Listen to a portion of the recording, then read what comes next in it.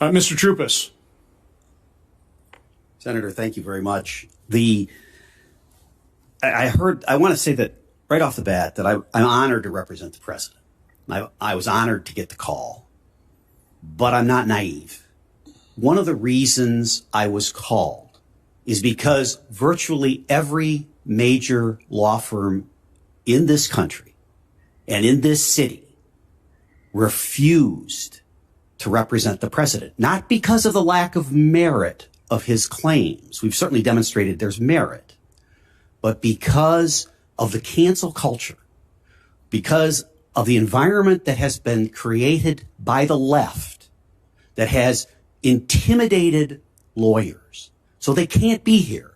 They're not here because from the giant law firms, precisely because they were ordered by their management committees and others that you cannot take those cases. And the reason you cannot take those cases is because our clients or the Democrat Party or the incoming administration will remember that and they will hold it against you. That's a sad state of affairs. As a former judge, I was so incensed by that I took the representation. That was the ultimate reason I took that representation. And I've heard a lot today about what went on afterwards, as if these latest threats are coming from the right. Remember why and how this started after the election.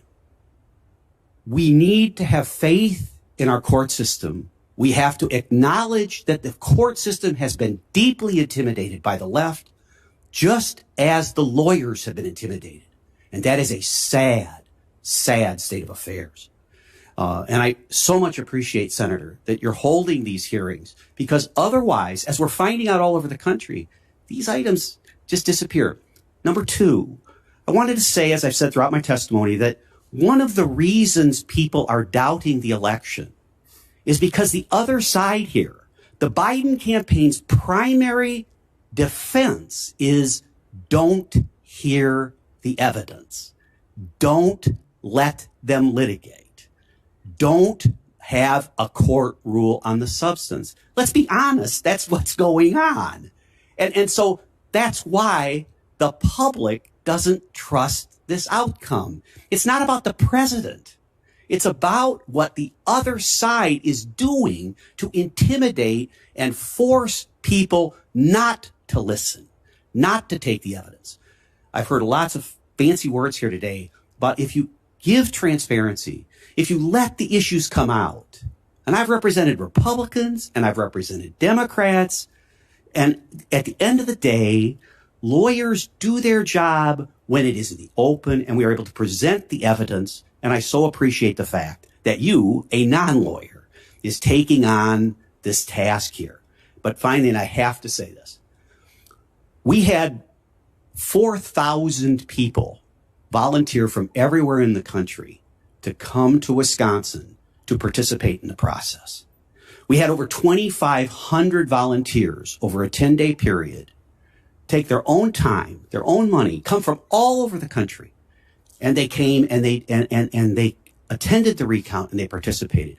And I said to the recount on the floor, the Democrats and the Republicans, I said, if you are losing your faith in the greatness of this republic, look at this recount. Look at the number of people from the Trump campaign and from the Biden campaign that would give of their time and effort to be here, in that case in Madison, Wisconsin. It was humbling, truly humbling for me and everyone on our legal team and everyone who was there. We have a great system and people want to participate. Let's make it transparent. And again, I can't thank those volunteers enough. They're the ones who make this democracy work.